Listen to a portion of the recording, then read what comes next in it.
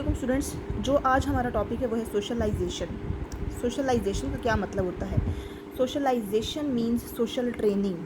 ठीक है, the process where by the individuals achieves adjustment in social environment. वो process जिसके ज़रिए इंसान एक एडजस्ट करता है, ठीक है, सोशली अपने एनवायरनमेंट में। ही becomes a recognized and helpful member of society, यानी वो एक उसकी पहचान बनती है और एक हेल्पफुल मेंबर ऑफ सोसाइटी बनता है। द प्रोसेस उसको कहते हैं सोशलाइजेशन का प्रोसेस। ठीक है, एक इंसान तो दुनिया में आ गया, अब उसे सोसाइटी का पार्ट कैसे बनाना है और किसने बनाना है और क्यों बनाना है, उस प्रोसेस को हम कहते हैं सोशलाइजेशन। ठीक है, अच्छा, अब ये जो लिखा हुआ है कि सोशल ट्रेनिंग जो है वो एक कंटिन्यूअस और परमानेंट प्रोसेस है, यानी ये रुकता नहीं है और ये मुसलसल चलता रहता है। क्या गोल होता होगा इसका, सोशलाइजेशन का?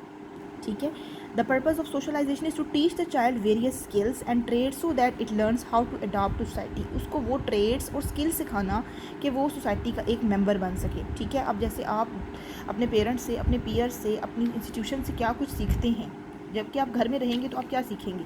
सिर्फ फैमिली ही जो कुछ सिखा सकती है आपको सिखा सकती है, लेकिन जो आप लोगों से सीखते हैं उसके बहुत मायने होते हैं।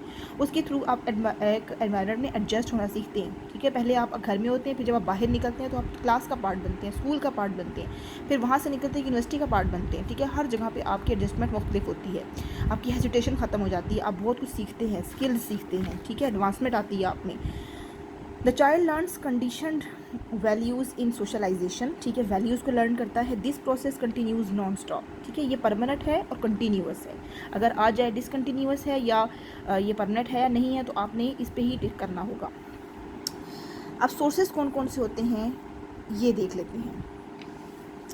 सोर्सेज क्या होते हैं? Sources of socialisations all the institutions and people who teach the individual the ways of a society. ये सोर्सेज क्या होते हैं? वो चीज़ें या वो इदारे, वो लोग जो आपको इन सोसाइटी के बारे में समझाते हैं, ठीक है, जो आपको सोसाइटी के बारे में बताते हैं, वो होते हैं सोर्सेज ऑफ सोशलाइजेशन। ठीक है, जो इसके बारे में आपको जिसे कहते हैं कि समझ बूझ देना।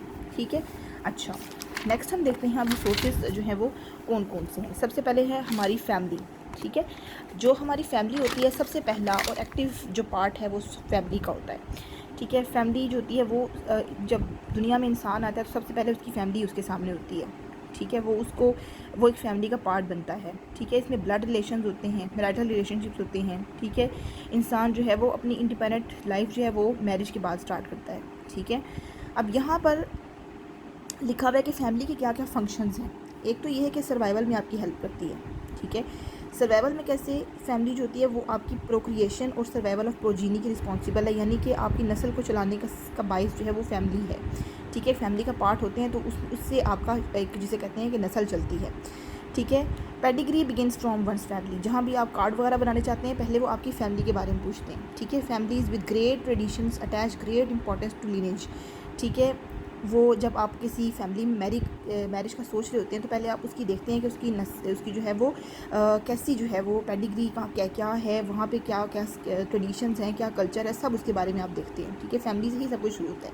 अपब्रिंगिंग आपका बड़ा करना, ठीक है, केयर सब कुछ प्रोवाइड करना। ठीक है, ये सब काम जो है वो फैमिली का है। अच्छा, ट्रांसफरेंस ऑफ वैल्यूज़ भी काम जो है वो फैमिली का है। जो आपकी वैल्यूज़ हैं वो हर फैमिली की मुख्तलिफ होती हैं, हर फैमिली की डिफरेंट जो हैं वो वैल्यूज़ हैं।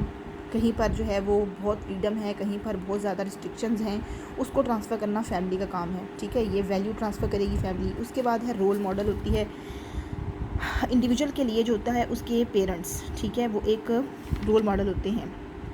जो पेरेंट्स करते हैं बच्चे उससे बहुत ज़्यादा लर्न करते हैं।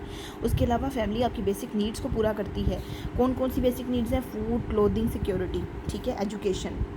ये जो हैं ये 5-6 जो लिखे हुए मॉरल ट्रेनिंग, ये फैमिली की बहुत बेसिक जो है वो जो आपकी जो नीड्स होती हैं ये फुलफ़िल करती है।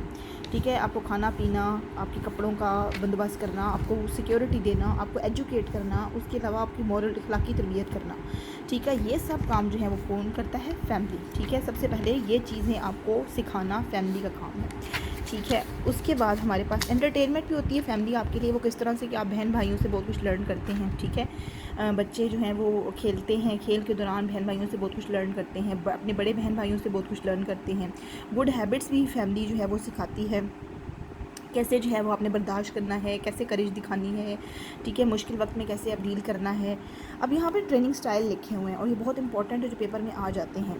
ट्रेनिंग स्टाइल में ये लिखा हुआ है कि पेरेंट्स जो हैं वो जो अथॉरिटी वाले होते हैं, जो बहुत ज़्यादा रिस्ट्रिक्शंस बच्चों पे लगाते हैं, उसको हम कहते हैं अथॉरिटेरियन स्टाइल, ठीक है। पेरेंट्स को बच्चों को डील करने के मुख्तलिफ तरीके हैं।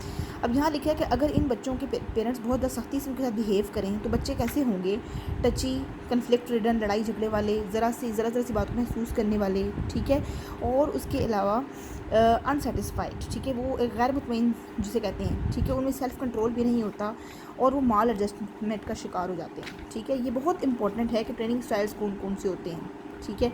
उसके बाद डेमोक्रेटिक स्टाइल, इसमें यह है कि ये अपने बच्चों को बहुत प्यार मोहब्बत देते हैं, ठीक है। चिल्ड्रन जो है वो अपने कॉन्फिडेंस, उनको अपने पेरेंट्स पर कॉन्फिडेंस होता है। और इसके अलावा ये होता है कि पॉजिटिव रोल जो है वो चाइल्ड की इमोशनल, सोशल, कॉग्निटिव डेवलपमेंट में ये अदा करते हैं पेरेंट्स, ठीक है, उनमें कोई नेगेटिविटी नहीं लाते। These children are charge with achievement motive, ठीक है, ये बच्चे जो होते हैं उनमें अचीवमेंट मोटिव बहुत ज़्यादा डेवलप होता है, ठीक है। They also show great self esteem and adjustability, यानी ये माल एडजस्टमेंट का शिकार नहीं होते और उनमें सेल्फ एस्टीम बहुत ज़्यादा होती है और अचीवमेंट मोटिव बहुत ज़्यादा होता है अगर आप बच्चों को प्यार मोहब्बत से पालेंगे, ठीक है। उसके बाद ये है कि इनिशिएटिव एंड सेल्फ कंट्रोल, ये अब इनिशिएटिव भी ले सकते हैं, इनमें सेल्फ कंट्रोल भी होता है, ठीक है। इंटेलिजेंट स्टाइल क्या होता है, जो बहुत ज़्यादा बच्चों के अंदर जिसे कहते हैं कि उनके नाज नखरे उठाना, बेजा लाड प्यार उनको देना, ठीक है, ये होता है इंटेलिजेंट स्टाइल। जो पेरेंट्स जो हैं बच्चों की ज़िंदगी में बेजा मुदाखलत करते हैं, बहुत ज़्यादा मुदाखलत करते हैं, ठीक है। अच्छा, उनसे बहुत ज़्यादा एक्सपेक्टेशन भी लगा लेते हैं। They attach no expectations to them nor impose any restrictions on them, ठीक है। Such parents fail to arouse achievement motive, ठीक है।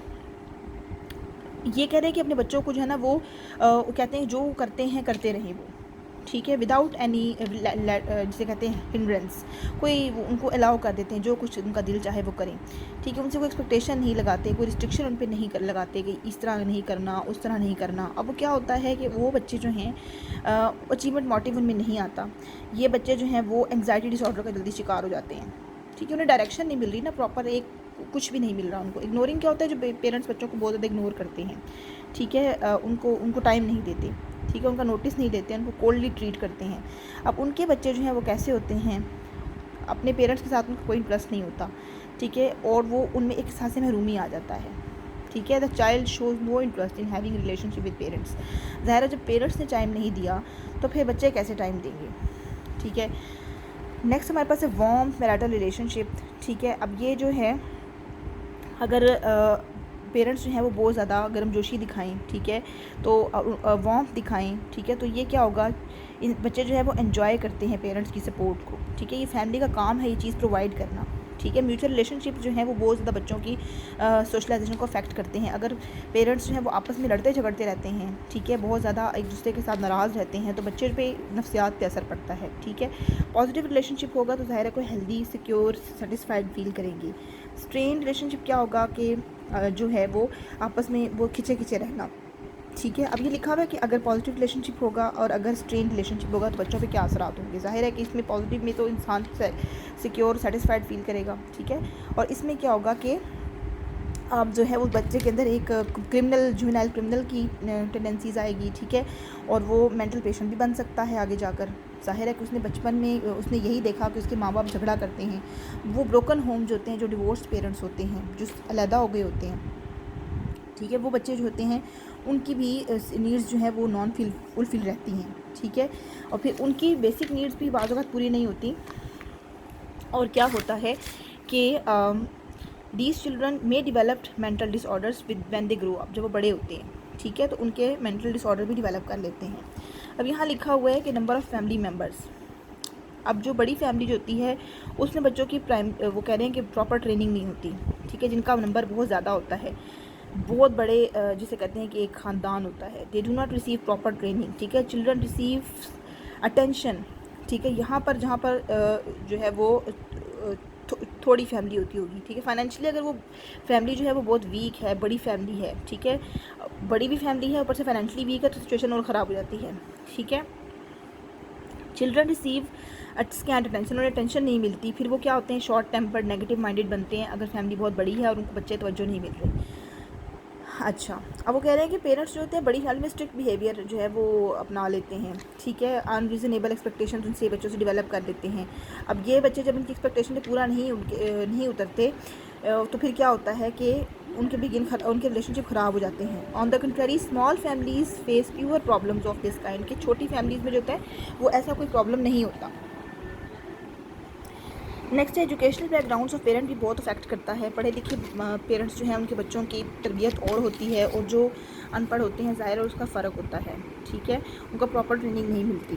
अगर अनएजुकेटेड है, उन्हें उन चीज़ों का पता ही नहीं कि बच्चों को किस डायरेक्शन में लेकर जाएँ। फाइनेंशियल रिसोर्सेज भी अगर सही ना हो तो बच्चों को प्रॉपर ट्रेनिंग नहीं मिलती, ठीक है। उनके बच्चों की पेरेंट्स ज़रूरियात ही पूरी नहीं कर सकते, फिर उन्हें ट्रेन कैसे करेंगे, ठीक है। और नेक्स्ट हमारे पास है वर्किंग मदर। वर्किंग मदर का ये कि वर्किंग मदर बच्चों को टेंशन नहीं दे सकती हैं, ठीक है, और क्वालिटी टाइम उनको नहीं दे सकती हैं, जिसकी वजह से बच्चे बहुत ज़्यादा सफ़र करते हैं, ठीक है। और जो मदर्स हैं वो बच्चों को वो टाइम देती हैं, उनके साथ टाइम गुजारती हैं, फिर वो क्या करती हैं, उनके बच्चों में कॉन्फिडेंस होता है और सेल्फ रिलायंस होती है, ठीक है, क्योंकि वो हाउस वाइफ्स हैं, वो घर में सारा वक्त टाइम गुजारती हैं, ठीक है। समटाइम्स ये भी होता है कि हाउस वाइफ के ऊपर बहुत ज़्यादा बर्डन होता है, ठीक है, और डोमेस्टिक कामों की वजह से वो उनको टाइम नहीं दे सकती, ठीक है। फिर क्या होता है बच्चे जो हैं वो उनके मुख्तलिफ़ तरह के मसले होते हैं, ठीक है। बच्चों को वो डांटना शुरू कर देंगी काम के प्रेशर की वजह से, उनमें जो है वो नेगेटिव इमोशंस डेवलप होते हैं। सो इन चीज़ों का जो है वो बच्चों की जो होते हैं सोशलाइजेशन पे बहुत फ़र्क पड़ता है कि पेरेंट जो है उसके जो है फाइनेंशियल हालात कैसे हैं, उसकी मदर का क्या स्टेटस है, और उनके आपस में जो है वो जो रिलेशनशिप्स है वो कैसे हैं।